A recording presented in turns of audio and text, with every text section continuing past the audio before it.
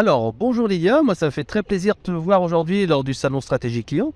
On a vu pas mal de solutions, on a vu pas mal d'outils, une incitation à se lancer, à tester des POC, mais lorsqu'on échangeait ensemble, tu me disais que c'est bien de tester, c'est bien de faire des POC, c'est bien de mettre en place des dispositifs, mais il faut vraiment avoir une vision globale, une vision macro et intégrer ça dans une véritable stratégie et pas se contenter de faire des coups. Alors explique-nous un petit peu pourquoi il faut vraiment penser à cette stratégie et pas juste se dire tiens, je mets une enquête, tiens, je mets un outil, etc.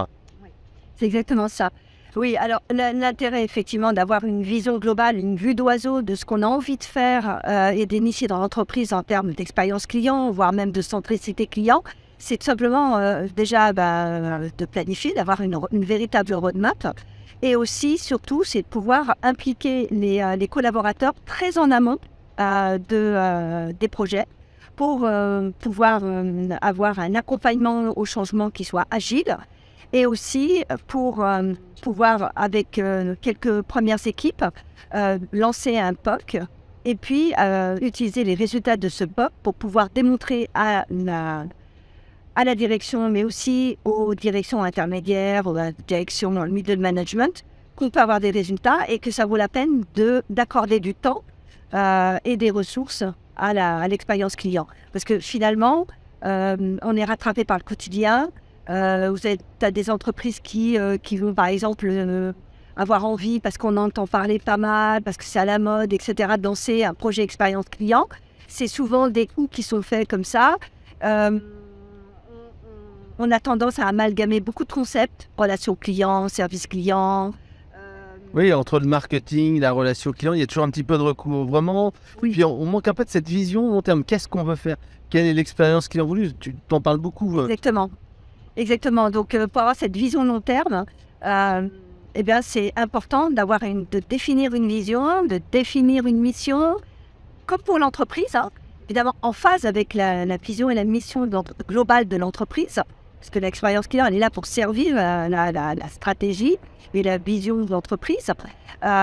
Et puis, bien sûr, de concevoir une stratégie et de dérouler cette stratégie dans une feuille de route qui donne Des différentes étapes. les étapes. Voilà, je cherchais le terme, mais il ne me revient plus. Pour la mise en œuvre des expériences qu'on va concevoir. Ouais, c'est vrai que toi, tu prônes pour avoir une entreprise customer-centrique. Oui. Et d'abord, il faut donner bien sûr cette impulsion et cette vision. Et justement, comment toi, tu donnes, quel conseil tu donnerais à une entreprise qui justement se dit, bah tiens, voilà, là, c'est vraiment devenu essentiel d'avoir une orientation client, mettre en place une stratégie d'expérience client. Quelles sont les premières étapes? Je pense que c'est au niveau de la direction d'abord, avant de descendre, comme tu le disais, sur les outils. Qu'est-ce que tu recommanderais en priorité, Chia? Alors, en priorité, c'est évidemment d'inclure la direction dans ce projet, de manière à ce que la direction puisse donner une impulsion au niveau de l'entreprise. Tous les projets qui ont réussi, c'est les projets où la direction a été fortement impliquée. Ça, c'est un premier élément. Le deuxième élément, c'est d'impliquer les collaborateurs très en amont, de les faire participer. C'est pour ça qu'on parle toujours d'équipe transverse dans le domaine de l'expérience client et de la centricité client.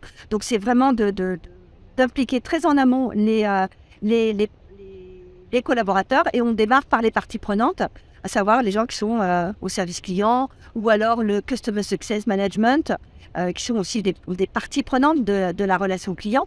Et donc, si on démarre avec des personnes comme ça, c'est toujours beaucoup plus facile qu'avec des personnes qui sont plus éloignées de l'expérience. Voilà, ou la facturation, etc. Pourtant, la facturation est extrêmement importante. Je m'arrache les cheveux en ce moment avec un fournisseur qui a un process de facturation extrêmement compliqué.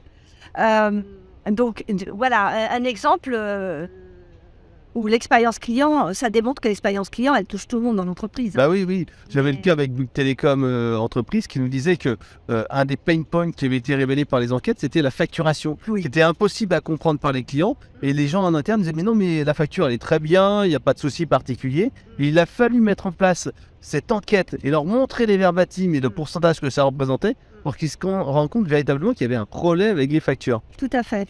Donc, c'est extrêmement important que les parties prenantes soient prenantes de l'expérience client, donc et qu'elle participe très très en amont à la fois à la découverte de la voix du client, à la fois à la cartographie des parcours clients pour bien comprendre le vécu du client. Et également sur toute la partie blueprint de l'expérience client, où on va dessiner le nouveau parcours client idéal en réfléchissant à comment on va apporter et mettre en œuvre cette nouvelle expérience concrètement en termes de service dans l'entreprise. D'accord. Alors, tu parlais tout à l'heure d'impulsion de la direction. C'est vrai que la direction générale doit dire, bah voilà, l'expérience client, c'est au cœur, etc. Mais ça doit être aussi un vrai discours. Parce que souvent, en fait, on le voit dans certaines boîtes, on dit, ouais, le client, c'est important. Mais en fait, il y a une double injonction. On leur dit, le client, c'est important, mais en même temps, c'est, hey, il faut faire du chiffre d'affaires, c'est ça qui compte. Comment on fait justement pour qu'une direction soit crédible sur le sujet ? Alors, je pense que ce qui est extrêmement important, c'est que la direction, elle accepte d'avoir une vision à la fois à court terme, moyen terme et long terme. Et donc, quand on raisonne expérience client, on est quand même plus dans le moyen terme. Et donc, même si on peut avoir des résultats assez rapidement, alors ça dépend de la taille en fait de l'entreprise. Donc 5 mois, c'est du court terme pour une grande entreprise. Et pour une PME, c'est du moyen terme. Donc, bon, alors ça dépend de la taille de l'entreprise, évidemment, mais moi, j'ai réussi à avoir des résultats chiffrés, convaincants, au bout de 5-6 mois de mise en place des nouvelles idées pour améliorer le parcours client. Donc, c'est tout à fait faisable. Mais c'est vrai que pour pouvoir être convaincant, il faut accepter que l'entreprise soit plus orientée moyen et long terme, et donc que dans sa politique commerciale et dans sa politique RH, que les collaborateurs du terrain, comme les commerciaux, soient à la fois, Bon, ouais, rémunérés sur la base à la fois du court terme de la vente, mais également sur un initiative sur le NPS, par exemple, la satisfaction. Alors, peut-être pas le NPS, mais plutôt sur la fidélisation, le réachat. Par exemple, un indice qui est extrêmement intéressant, c'est la Customer Lifetime Value. Ouais. C'est-à-dire que ça évalue la rentabilité du client dans le temps. Et donc, ce n'est pas simplement sur le passé, sur les transactions passées, mais aussi à venir. Et donc, typiquement, si un client il dure longtemps parce qu'un commercial s'en occupe, le chouchoute, il le fait réacheter, etc., normalement, ça devrait valoir une prime. Ouais. Voilà, donc voilà une manière pour la direction de s'engager sur du long terme, sur du moyen et long terme. Ouais, c'est vrai. Et parfois, dans certaines entreprises, alors je reparlerai encore de Bouygues Télécom, c'est vrai qu'une partie de la prime des managers, pas des collaborateurs, va en fait sur le NPS. Mais c'est vrai que c'est quelque part un peu biaisé. Je pense que c'est quand tu es une entreprise où il y a beaucoup de récurrents que là, ça peut être important. Et c'est vrai que même dans une entreprise où il n'y a que du one-shot, c'est moins prégnant que ça. Oui, et puis le problème avec le NPS, c'est que le NPS, c'est juste une attention d'achat, quoi. Je veux dire, c'est le bouche à oreille. C'est pas lié à... Ouais, c'est une attention. Moi, je peux dire, oui, je vais te recommander, puis je ne vais pas te recommander finalement. Exactement. Donc, ce qui est intéressant, c'est peut-être de prendre ces promoteurs, puis de les mettre à l'épreuve et de leur dire, OK, vous nous avez dit que vous étiez prêts à nous recommander. Est-ce que vous voulez faire partie de notre programme client ambassadeur ? Ouais. Voilà, typiquement, c'est le genre de choses que je fais aussi, ça, les programmes ambassadeurs. D'accord. Alors, est-ce que tu peux nous dire un dernier mot et quelques points justement sur la partie parcours client, parce que c'est aussi un de tes gros cheval de bataille. Comment on fait pour fluidifier, optimiser le parcours client? On parlera peut-être pas de viser l'effet waouh, mais qu'est-ce que tu recommandes de faire? Quelles sont les premières étapes? Alors, quand on démarre, évidemment, faut viser le correctif. Déjà, c'est le minimum syndical, oserais-je. Mais pour les entreprises qui sont déjà bien rodées, qui ont déjà mis en place la modélisation de parcours client, qui ont déjà mis en place une gouvernance autour du client, je pense qu'il faut aller un peu au-delà et pas se contenter de faire comme tout le monde. Il faut vraiment se différencier et donc être plus dans l'innovation, dans la proposition et dans la proactivité, de manière à se différencier des autres. L'effet wow, attention, pas non plus tomber trop dans l'effet mode de l'effet wow, en sens que un effet wow, c'est quelque chose qui est exceptionnel. Ouais. Et c'est son exceptionnalité qui fait son effet wow, en fait. Donc quelque chose qui est récurrent, qui est devenu une exigence quelque part du client n'est plus un effet wow. Ouais, parce qu'en fait, on s'habitue à un effet waouh et après, ça devient juste le standard. Voilà, exactement, ça devient standard. Je prends un exemple, c'est Amazon avec ses Sa livraison. promesse de livraison, Ouais. voilà. Donc, qui vous dit, vous serez livré dans 3 jours. Finalement, on est livré dans 2 jours. Bah, on s'y habitue tellement que si le jour ça n'arrive pas, bah, on comprend pas. Oui, on a l'habitude de dire, moi, de toute façon, je commande et je vais être livré dans 2 jours. Voilà. Sauf que si c'est livré une semaine plus tard, on dit, mais comment ça se fait? Ouais. Alors, sauf que là, moi, je n'arrivais pas à trouver une souris typique, bien particulière. Ni chez Darty, ni chez Boulanger. Je l'ai dû la commander chez Amazon. Je l'ai commandé dimanche soir et je l'ai reçu lundi. Ah oui, Là, j'ai été vraiment extrêmement surprise parce que moi, dans ma tête, je me suis dit, donc, je devrais la recevoir mardi.